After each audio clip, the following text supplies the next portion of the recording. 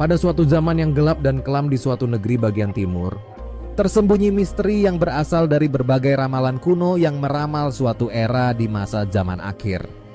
Berbagai ramalan ini berkaitan erat dengan kemajuan yang diperoleh oleh sebuah negeri yang dikenal dengan Nusantara. Nusantara mempunyai ikatan erat dengan manusia yang sangat disegani dan dihormati, yaitu Ali bin Abi Thalib, yang mendengarkan wahyu tentang zaman akhir dari Rasulullah. Akan tetapi berbagai ramalan ini tidak hanya mengakibatkan rasa penasaran, namun juga kekhawatiran dalam pikiran banyak orang. Yang menjadi menarik adalah bahwa ramalan itu juga disebut-sebut dalam kisah yang tersembunyi dalam berbagai kitab para wali afdal.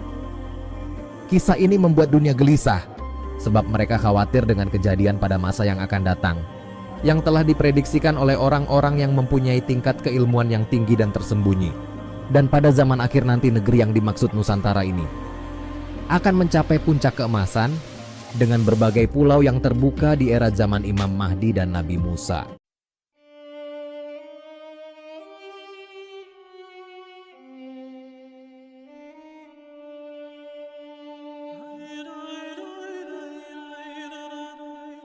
Pada sebuah kitab yang sangat bernilai tinggi yang berhubungan dengan Ali bin Abi Thalib, berjudul Al-Jafar Al-Azam, sudah menuturkan berbagai pernyataan dari Ali bin Abi Thalib tentang zaman akhir yang beliau terima dari Rasulullah.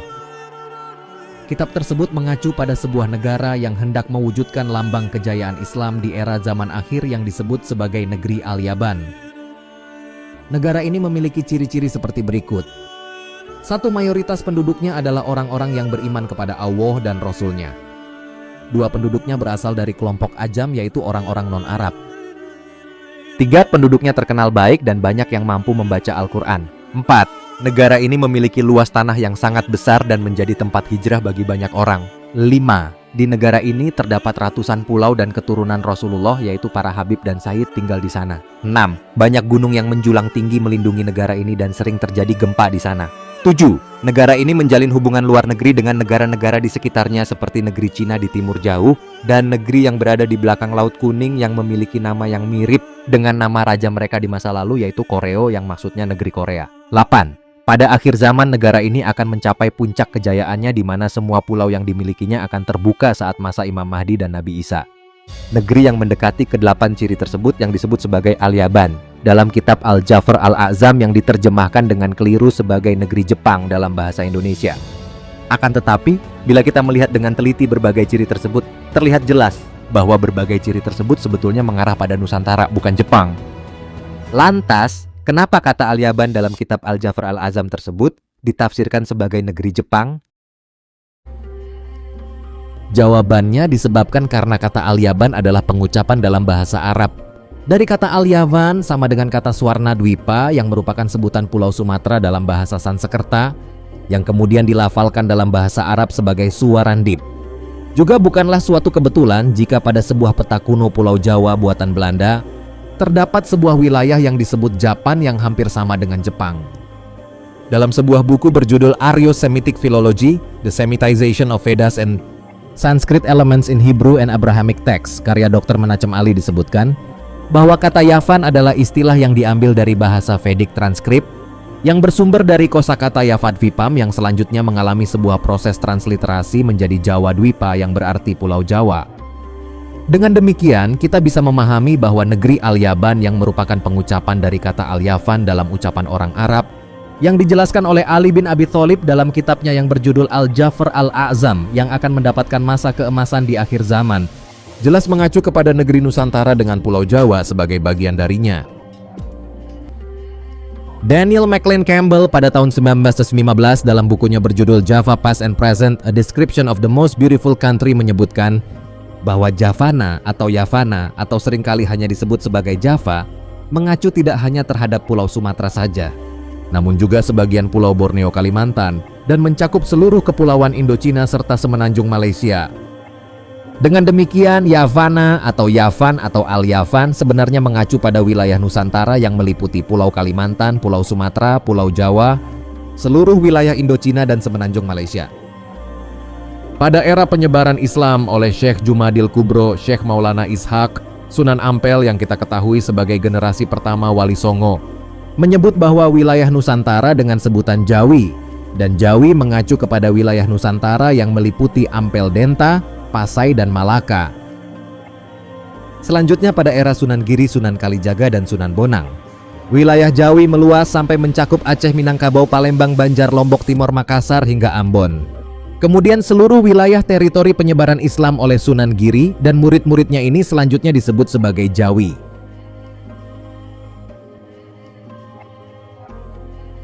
Penyebutan Yavana atau Yavan atau Al-Yavan sebagai wilayah teritori Nusantara yang meliputi Pulau Sumatera, Pulau Kalimantan, Pulau Jawa, serta seluruh wilayah Indochina dan semenanjung Malaysia dengan sebutan Jawi oleh para wali songo ini, pastinya bukan tanpa dasar. Henry Phillips pada tahun 1822 menulis, dalam buku Histories of the Cultivate of Vegetables Compressing Their Botanical, Medical, Edible, and Chemical menyebutkan, dalam sebuah literatur kuno yang berasal dari tahun 595 sebelum Masehi, disebutkan bahwa calamus, sebuah benda sejenis bambu yang diperjualbelikan di pasar barat, berasal dari India Timur, yang bisa kita pahami sebagai Indonesia pada zaman sekarang dan atau juga disebut sebagai Javan. Javan merupakan nama dari cucu Nabi Nuh atau sebagian orang barat menyebutnya Java, atau sekarang kita menyebutnya sebagai Pulau Jawa atau Pulau Java. Dalam bahasa Sanskerta disebut sebagai Yavana atau Yawana, sebagaimana disebutkan oleh Nabi Ezekiel pada tahun 595 sebelum Masehi dan juga pada zaman Alexander Agung. Kembali lagi, kita melihat bahwa dalam buku Java Past and Present oleh Daniel Michael Campbell disebutkan bahwa ilmu pengetahuan pemerintahan dan seni berbicara secara luas mengenai Javetik dan hanya mengenai Javetik saja. Kondisi ini menjadi dasar yang menyatakan bahwa penduduk awal Pulau Jawa atau Pulau Java merupakan ras asli yang lahir dari keempat putra Javet, dan suku atau masyarakat pulau tersebut disebut dengan menggunakan nama putranya. Ras Javan atau ras Jawa tersebut selain menyebar ke Hindia Timur, Kamboja, Siam, juga ditemukan di Suriah dan Yunani. Jadi dari pemaparan ini bisa dipahami bahwa Yavan atau Yavana itu lahir dari nama cucu Nabi Nuh yang bernama Javan bin Javet, yang selanjutnya menjadi masyarakat awal atau ras asli Pulau Jawa, yang dalam bahasa Sanskerta disebut sebagai Yavad Vipam atau Yavana Dwipa. Lantas bagaimana ceritanya Javan atau Javana yang lahir dari nama cucu Nabi Nuh yang bernama Javan dapat dihubungkan oleh para wali songo menjadi Jawi? Sementara itu dalam pemaparan ini hanya dijelaskan bahwa Javan merupakan masyarakat awal atau ras ori Pulau Jawa tanpa berbagai macam embel-embel kata Jawi. Jawabannya ada pada sebuah teks masonet perjanjian lama berbahasa Ibrani berikut ini. Inilah keturunan Shem, Ham, dan Jafet anak-anak Nuh. Setelah air bah itu lahirlah anak-anak lelaki bagi mereka. Sedangkan keturunan Jafet adalah Gomar, Magog, Madai, Javan, Tubal, Mesek, dan Tiras. Inilah kepulauan Gowi dari keturunan Jafet yang masing-masing terbagi menurut tanah mereka, menurut bahasa mereka, dan menurut kaum mereka. Teks masonet perjanjian lama ini menyebutkan bahwa keturunan Jafet bin Nuh termasuk Javan adalah penduduk awal kepulauan Gowi. Nah, kata Gowi di sini ternyata dalam bahasa Ibrani akan dibaca sebagai Jawii atau Jawi. Jadi para wali songo itu sebenarnya sudah sangat tepat apabila mereka menyebut Yavan atau Yavana yang berasal dari kata Javan, yakni dari nama Javan bin Jafet bin Nuh, sebagai Jawi, sebuah wilayah teritori Nusantara yang mencakup Pulau Jawa, Pulau Sumatera, Pulau Kalimantan, semenanjung Malaysia, dan seluruh wilayah Indochina sebagai tempat tinggal keturunan Jafet bin Nuh. Marilah sekarang kita kembali ke topik tentang pembahasan mengenai ramalan negeri timur. Prediksi ramalan mengenai negeri di timur yang akan mendapat kejayaannya di zaman akhir ternyata bukan hanya disebutkan dalam kitab Al-Jafar Al-A'zam, akan tetapi juga disebutkan dalam sebuah kitab yang ditulis oleh Sunan Sendang Duur yang bernama Asli Raden Nur Rahmat Putra dari Abdul Qohar bin Malik bin Sultan Abu Yazid yang berasal dari Baghdad, Irak.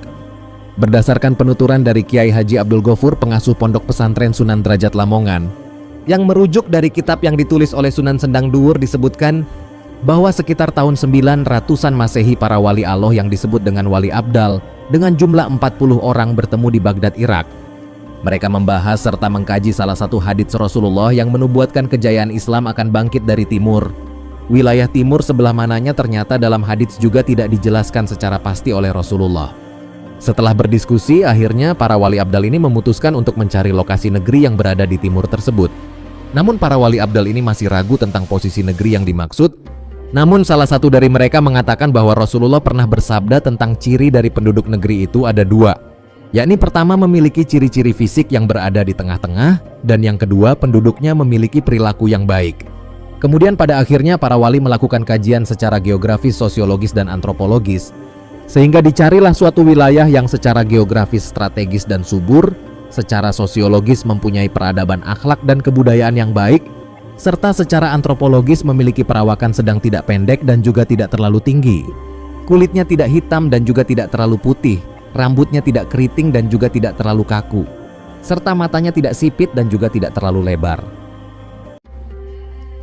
Berlandaskan dari spesifikasi parameter tersebut, maka terpilihlah negeri Nusantara sebagai negeri yang berada di timur, yang mesti dikerjakan oleh para wali abdal untuk menyambut datangnya kebangkitan Islam dari timur.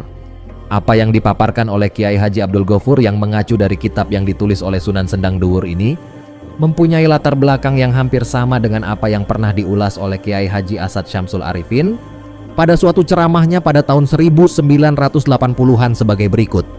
Pada pertemuan para ulama di kawasan Surabaya pada sekitar tahun 1925. Seorang ulama mengemukakan bahwa ia mendapatkan temuan sebuah teks sejarah yang ditulis oleh Kanjeng Sunan Ampel. Dijelaskan bahwa pada waktu Kanjeng Sunan Ampel sedang belajar bersama paman saya di Madinah, beliau pernah bermimpi bertemu dengan Rasulullah yang berkata, Islam Ahlus Sunnah wal Jamaah ini haruslah hijrah ke Indonesia, karena di tempat asalnya tidak mampu lagi melaksanakan syariat Islam Ahlus Sunnah wal Jamaah, bawalah Islam ini ke Indonesia. Dan yang menjadi menarik adalah bahwa ramalan mengenai negeri di timur ini ternyata bukan hanya ada dalam kitab Al-Jafar Al-A'zam dan kitab yang ditulis oleh Sunan Sendang Duwur saja, namun juga disebutkan pada sebuah kitab Veda Bhavisha Purana, terutama dalam bagian Pratisara Parwa yang berisi tentang berbagai ramalan tentang masa depan hingga zaman akhir. Pada kitab Veda Bhavisha Purana tersebut disebutkan bahwa pada zaman akhir Kali Yuga, orang-orang Yavana akan menguasai peradaban dunia. Sekali lagi kata kunci Yavana yang muncul. Pada kitab Veda Ramayana bagian Kiskindahanda bab 40 disebutkan Yatnavanto Yavad Vipam Saptara Jopa Sobitam, yang artinya adalah selanjutnya kalian akan memasuki wilayah Yavad Vipam yang termasyhur yang terdiri atas 7 kerajaan. Kitab Veda Ramayana bagian Kiskindahanda mencatat bahwa pada zaman Tetra Yuga atau 900.000 tahun yang silam sudah berdiri 7 kerajaan besar di Pulau Jawa yang selanjutnya diartikan sebagai teritorial wilayah Nusantara yang terdiri atas 7 pulau utama, yaitu Yavad Vipa, Karat Vipa, Hiratnyat Vipa, Malayat Vipa, Varunat Vipa, Farahat Vipa, Sulat Vipa. Sementara itu pada kitab Veda Mahabharata 6604 yang ditulis pada 5000 tahun yang silam menyebutkan bahwa teritorial wilayah Nusantara terdiri atas 7 pulau utama, yaitu Jambut Vipa, Plaksat Vipa, Shalmalid Vipa, Kusat Vipa, Krauncat Vipa, Sakat Vipa, dan Puskarat Vipa.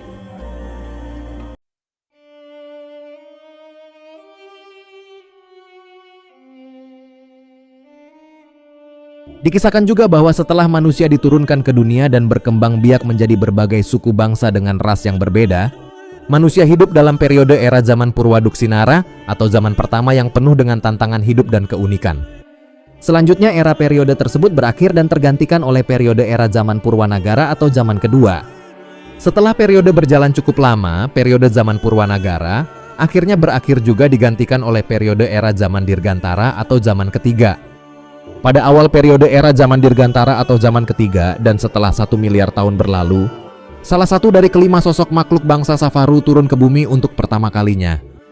Nama dari sosok ini adalah Amarun dan ia membangun sebuah negeri yang disebut Yavana di atas awan.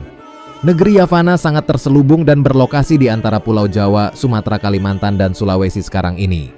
Selang beberapa waktu kemudian, 4 makhluk bangsa Safaru lainnya yang bernama Asorin, Hadirar, Kasibar, dan Giwasur menyusul datang dan tinggal di negeri terselubung yang disebut Yavana. Keberadaan negeri Yavana tersebut mentasbihkan bahwa istilah negeri Yavana sebenarnya mengacu pada Yavad Vipam atau Yavad Wipa yang bukan hanya meliputi Pulau Jawa, namun juga wilayah teritorial Nusantara yang terdiri atas 7 pulau utama, seperti yang telah disebutkan dalam kitab Veda Ramayana 900.000 tahun yang silam dan kitab Veda Mahabharata 5.000 tahun yang silam. Kesimpulannya adalah, terdapat 3 buah kitab yang memberikan prediksi dan ramalan mengenai masa depan zaman akhir. Kitab Hindu Veda Bhavisha Purana bagian Pratisara Parwa yang berisi ramalan mengenai masa depan, Kitab Al-Jafar Al-Azam yang mengulas pernyataan Imam Ali bin Abi Thalib tentang zaman akhir, dan kitab Sunan Sendang Dhuwur yang lahir dari era zaman Wali Songo. Ketiga kitab tersebut sama-sama meramalkan mengenai negeri di timur yang akan mendapatkan kejayaan dan menguasai peradaban dunia di zaman akhir. Negeri tersebut dikenal dengan nama Yavan, Yavana, Al-Yavan, dan Yavad Vipam, yang bisa diterjemahkan sebagai wilayah Nusantara dengan 7 pulau utama, seperti yang telah disebutkan dalam kitab Veda Ramayana dan kitab Veda Mahabharata. Semoga saja hal ini tidak hanya sebuah ramalan belaka, akan tetapi dapat menjadi kenyataan yang membawa kemajuan dan kebaikan untuk Nusantara.